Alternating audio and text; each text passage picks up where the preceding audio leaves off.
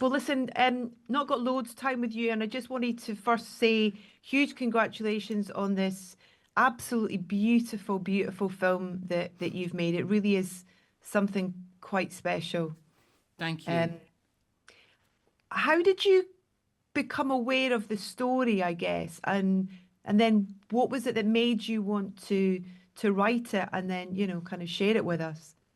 I remembered watching the original documentary in Mm. 1989, which was John's Not Mad, which showed a 15-year-old boy coming to terms with the fact that, the onset of Tourette's, being told that he wouldn't amount to anything, that he couldn't take exams at school because he was too disruptive, that he'd either end up in an asylum or a prison.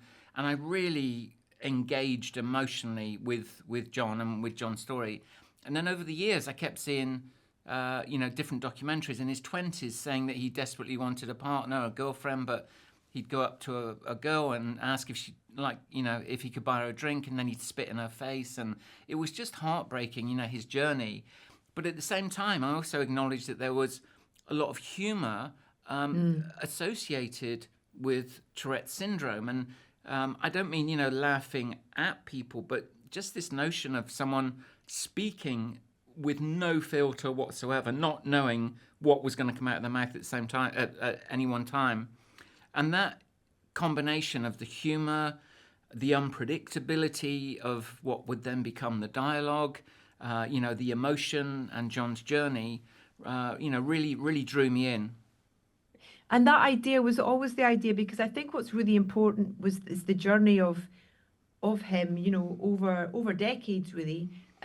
Was that an easy thing to kind of navigate when you were writing the script and kind of deciding on how much of his life you would tell within the film? Yeah, I think the initial script was about 190 pages long. We Wow. shot a version which was about 120. So I sliced out about 70 pages of his life, which I found interesting at the time, but I Mm. didn't think was relevant enough to be included in the film. There is a book actually just come out called I Swear, which tells the whole story. But I just needed to focus on the film, and it wasn't. It's never really that difficult, a process, especially if you're interested in editing anyway. Just I get quite a lot of pleasure of taking things out and tightening things up, and Hmm. I quite like that. Yeah. Robert, what a performance. Oh my gosh. Just, I mean, we're with you the whole way. It's just phenomenal. It really, really is. Oh, thank you. Um, where did you start, in terms of the prep for this and being kind of so kind of authentic and emotional in how you portrayed this young man? I wanted to. Um, I wanted to start. Obviously, started with John in the initial sense, but I wanted to. I knew that. I wanted to sort of just gain as much knowledge as I could and a 360-degree view of Tourette. So in order to do that, I was like working a lot with Tourette Scotland, and I met lots of people through them. Incredible people, people who live with Tourette's in one way or another. And I read a lot of books. There's an amazing book called My Non-Identical Twin, which I really loved, which was really helpful. YouTube videos, books on triggers, anything that I could get my hands on, American, British, whatever. I would sort of consume, and obviously the documentaries, and then spending as much time as I could with John. So I just wanted to. That was where I began, sort of, to work on the role, really. Because it's interesting. I must have watched the documentary because I really remember John's presence kind of growing up in Scotland, and him being such an advocate for this whole community, and people who it's so unique to the individual in terms of how it manifests itself in them. Do you know what I mean? But I wondered in terms of telling his story and the idea that he had lived with it without having any kind of Tourette's and stuff, and that idea that as a child it kind of developed in him, and I wasn't aware of that as well, and I wondered if that was something that you spoke to him about in terms of his memories, if he has memories of kind of pre-Tourette's. Yeah, obviously got to John first before I went to Rob, so I was the first one to sort of dive into his story. John has everybody asks John, how does it start? Where does it start? Where does it come from? And the honest truth is that no one really knows. That it's one of those conditions which is still kind of surrounded in mystery. John himself, his own personal view, is that his case might have something to do with 2 operations that he had in hospital when he was about 15, just before starting secondary school. And he had a strep infection, and there's all sorts of thoughts, for John. But we also have seen that it can start later on in life, or at any point in life, with trauma. People have been through a very traumatic situation, and one of John's friends, Paul, had a very traumatic part of his life, and I think he was about 34 years old when it just came out of nowhere, and he started ticking and swearing. And but the important thing with Tourette's always is to understand that only 10% of people swear. So 90% of people who have Tourette's don't swear. They have other kind of physical tics or verbal tics.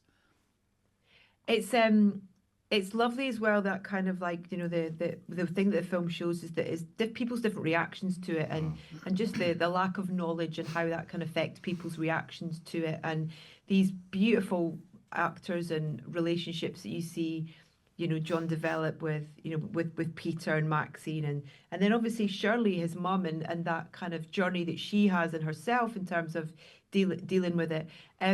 But Robert, for you having the opportunity to work alongside these actors and build those relationships and that kind of rapport that they kind of beautifully had, particularly with Maxine and Peter. Do you mind talking a little bit about that and working with those guys? Yeah, I mean, they're just amazing actors. But I will also add to the list of people's, you were saying about people's reactions to it, I would also add John's reaction to it as well. Yes. Because John's reaction to it changes. There's like, when John is a boy, it's about it emerging and that shock of and that devastation to his life or whatever. Yeah. But then when I take over the role, that was I think one of the biggest questions that I wanted to ask was, how has his own relationship to Tourette's developed and changed, and what ways has choices that he made in his youth affected the tics and stuff like that. So I do think that's an important thing to just sort of signal as well. But yeah, working with Maxine and Peter was amazing, because they're just they're just legends, and they're so talented. And Peter especially is just somebody I've admired a lot for a long time, and to get to work with him on something like this was just it was incredible, because he's kind of my hero. So you just had to not be sort of overwhelmed and blown away by how amazing they are, and just try and work on the scene with them. And Maxine just brings this like amazing warmth, to Dottie. She's so easy to in that role, to connect with. So it was an amazing experience, and my brief time with Shirley as well was incredible, because she works in quite a similar way to me, I think, and I really enjoyed that. The accent, by the way, spot on, mate. Thank you. Yeah, thank you. Well, it's just Gala Shields is such a specific accent. Yeah. And those Borders accents, they're very different. So spending lots of time there was important. And I had a great dialect coach. So. Just quickly before we run out of time, just wanted to mention Stephen Rennick's beautiful score for this as well, and kind of just what was your ask of him? I've been aware of Stephen for many years, and just kind of obsessed with his music and his scores for films. We'd met a few years ago on another project which didn't happen at the time, as sometimes they don't. But we said that it would be great to work together at some point. And as soon as this one, as soon as I Swear started to take shape, I contacted him. I realised he was very busy. I realised that he was very sought after. I knew that we had a really small, kind of low budget film, and genuinely thought, he might not be able to do it. He said, I've read the script and I'm in. And so that was incredible. I wanted him to try and give a sense of journey of John, instead of looking at, just separate moments throughout his whole life. Because I feel that John has been on an extraordinary journey, and there were times where he was very low, times where he was experiencing things which most of us, would have been overwhelming, but he just managed to keep going. He just had this kind of faith that eventually people would understand the condition, they'd understand him, they would warm to him, even though in the early days people wanted to punch him and hit him and swear at him and report him to the police. And so if you listen to the score, and also because we end up, John travels on a train, there's something about a train journey or a journey of John's.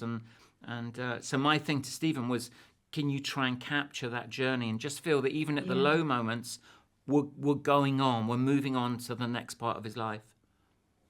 Run out of time. Thank you so much for your time today, and again, genuinely huge congratulations. It's a beautiful and wonderful gift to us on many sort of levels as well. You've achieved something really, really special. Thanks for your time today. Thank you. Thank you very much. Thank you.